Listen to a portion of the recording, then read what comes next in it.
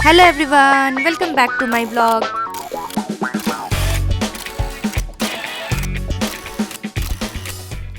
भारत के दक्षिण मध्य में स्थित हैदराबाद तेलंगाना राज्य की राजधानी और वहां का सबसे बड़ा और सबसे अधिक आबादी वाला शहर है। कुली कुतुब शाह शासक द्वारा साल 1591 में पाया गया हैदराबाद को निजामों का शहर और मोतियों का शहर भी कहा जाता है। हैदराबाद शहर प्राचीन और आधुनिक समय का अनोखा मिश्रण है। इसकी सुंदरता और भव्यता अपने आप में ही अनुपम अथवा प्रशंसनीय है। हैदराबाद का गोलकुंडा फोर्ट शहर के पश्चिमी भाग में स्थित गोलकुंडा किला क्षेत्र के सबसे अच्छे संरक्षित स्मारकों में से एक है, जहां पहुंचने के लिए हम सभी ने कैब बुक किए और डायरेक्ट कैब ने 20 मिनट में हमें किला पर पहुंचा दिया। किला के अंदर प्रवेश करने के लिए 25 रुपए की पर पर्सन अकॉर्डिंग टिकट थी, पर ऑनलाइन वेबसाइट के थ्रू हमें पर पर्सन 20 रुपीज ही पड़ा। वहीं अदर कंट्री सिटीजन के लिए ticket charges 300 rupees per person है। यहाँ आप सुबह 9 बजे से शाम 5:30 बजे तक घूम सकते हैं। इस किले की बात की जाए तो इसकी वास्तुकला, कहानियां, इतिहास और रहस्य इसके आकर्षण को बढ़ाते हैं और इसे हैदराबाद के दर्शनीय स्थलों में से एक बनाते हैं। 11 किलोमीटर में फैला गोलकुंडा फोर्ट की संरचना लगभग 400 फीट की है और अब ये यात्रियों, इतिहासकारों और आम आदमी के बीच एक प्रमुख आकर्षण बन गया है। इसकी संरचना लगभग 400 फीट की है, जिसका निर्माण 1600 के दशक में पूरा किया गया था। 400 फीट ऊंची पहाड़ी पर बने इस किले में 8 दरवाजे और 87 गढ़ है। फतेह दरवाजा किले का मुख्य द्वार है, जो 13 फीट चौड़ा और 25 फीट लंबा है। पूर्व में गोलकुंडा किला की प्रसिद्धि वहां की भारी मात्रा में उपजाए कपास से होती थी।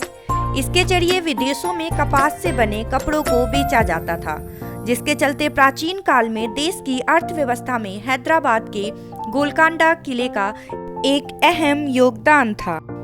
ये किला देश में आज भी इसलिए सबसे ज्यादा प्रसिद्ध है क्योंकि दुनिया का सबसे कीमती हीरा कोहिनूर यहीं से मिला था, जो आज ब्रिटिश के पास है। यह भी कहा जाता है कि दुनिया भर के लोकप्रिय हीरे जैसे दरिया ए नूर, नूर उल एन हीरा और रीजेंट डायमंड की खुदाई गोलकुंडा के खानों में ही की गई थी। 1668 में टैवर्नियर ने द होप डायमंड नाम का जो अनोखा नीला हीरा खरीदकर फ्रांस के राजा लुई 16 को बेचा था, वह भी यहीं से प्राप्त किया गया था। गोलकुंडा शहर में वास्तुकला की हिंदू, तुर्की और फारसी शैलियों का एक समरस समन्वय दिखाई देता है। यह कुतुब शाहियों के शासनकाल की समृद्ध सांस्कृतिक विरासत को दर्शाता है। किले का सबसे बाहरी प्रवेश द्वार फतेह दरवाजा, जिसे विजय द्वार भी कहा जाता है, वो विशेष तौर पर महत्वपूर्ण है। हाथियों द्वारा क्षति पहुंचाए जाने से रोकने के लिए इसमें लोहे की कीलें लगाई गई थी। यहाँ एक रोचक ध्वनि प्रभाव भी देखा जा सकता है, जो ये है कि अगर कोई किले के तल पर ताली बजाता है तो उसकी आवाज बाला हिसार गेट से गूंजते हुए पूरे किले में सुनाई देती है। इसका इस तरह निर्माण हमले की स्थिति में वहां के निवासियों को तुरंत चेतावनी देने के लिए की गई थी। ऐसा माना जाता है कि किले में एक रहस्यमय सुरंग भी है, जो किले के सबसे निचले भाग से होकर किले के बाहरी ओर निकलती है। कहा जाता है कि इस सुरंग को आपातकालीन स्थिति में शाही परिवार के लोगों को सुरक्षित बाहर पहुंचाने के लिए बनाई गई थी, लेकिन अब तक इस सुरंग का कुछ पता नहीं चल पाया है। शाही महल के आसपास की संरचनाएं मुख्य महल नुमा इमारत का हिस्सा है, जिन्हें कुतुब शाही राजाओं द्वारा उनकी आवश्यकता अनुसार विभिन्न ऐतिहासिक काल में बनाया गया था। इनमें शाही महल, जनाना मस्जिद, सभा मंडप, फव्वारे और तालाब आदि शामिल है। ये कुतुब शाही वास्तुकला का उत्कृष्ट प्रतिनिधित्व करते हैं, जिसमें महीन चूने से बने फूलों की संरचनाएं हैं, जिन्हें चमकते हुए बेसॉल्ट पत्थर और शंख के टुकड़े आदि से सजाया गया है, जो इसकी विशेषता को दर्शाता है। ये सभी चीजें आपको यहाँ बखूबी देखने को मिल जाएंगे।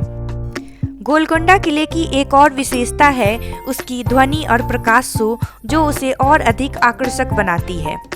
अक्सर यह सोमवार को बंद रहता है और इसका समय है शाम 6 बजे से रात्रि 9:15 तक। लेकिन इस बात पर भी यह निर्भर करता है कि आप किस महीने में यहाँ जाने की योजना बना रहे हैं। यह शो अक्सर रानी महल और उसके आसपास के क्षेत्र में आयोजित की जाती है, जिसे प्रतिदिन 3 अलग-अलग भाषाओं में प्रस्तुत होता है। पहली अंग्रेजी, दूसरी तेलुगु और तीसरी हिंदी में। किले के सबसे ऊपर राजा इब्राहिम कुली कुतुब शाह द्वारा श्री जगदम्बा महाकाली मंदिर और मस्जिद बनवाया गया है। यहाँ बोनालू उत्सव मनाने के बाद पूरे शहर में इस उत्सव को मनाने की परंपरा है। अब सवाल ये है कि गोलकुंडा किले तक पहुँचे कैसे? तो इसका जवाब काफ़ी आसान है, क्योंकि यह शहर के बाकी हिस्सों से सड़क मार्ग द्वारा अच्छी तरह से जुड़ा हुआ है। यह हैदराबाद के केंद्र से लगभग 11 किलोमीटर दूर है, तो यहाँ आप मेट्रो से भी यात्रा कर सकते हैं या फिर निकटतम रेलवे स्टेशन या चार मीनार से जीपीओ के थ्रू आप यहाँ यात्रा कर सकते हैं। तो मेट्रो के लिए अगर हम बात करें तो नज़दीकी मेट्रो पेदाम्मा मंदिर मेट्रो स्टेशन और ब्लू लाइन पर जुबली हिल्स चेक पोस्ट मेट्रो स्टेशन है। दूसरी ओर स्टेशन की बात करें तो नामपल्ली स्टेशन है और चार मीनार से जीपीओ एबिट्स होते हुए क्रमशः बस नंबर 119 और बस नंबर 66G और 65G ले सकते हैं। अब दूसरा सवाल ये है कि गोलकुंडा किला देखने का सही समय क्या होगा। अगर आपको घूमने की रुचि है, आप अलग अलग जगहों पर घूमते रखते हैं, तो आपके लिए सभी समय उचित है, किसी समय भी दौरा कर सकते हैं। लेकिन यहाँ सितंबर से मार्च के महीनों में गोलकुंडा किले का दौरा करना बेहतर है, क्योंकि हैदराबाद में गर्मियों के दौरान मौसम गर्म हो जाता है। इस राजसी किले की खोज करना, जिसमें बहुत अधिक पैदल चलने और सीढ़ियों चढ़ने की आवश्यकता होती है, तो थोड़ा असुविधाजनक हो सकता है।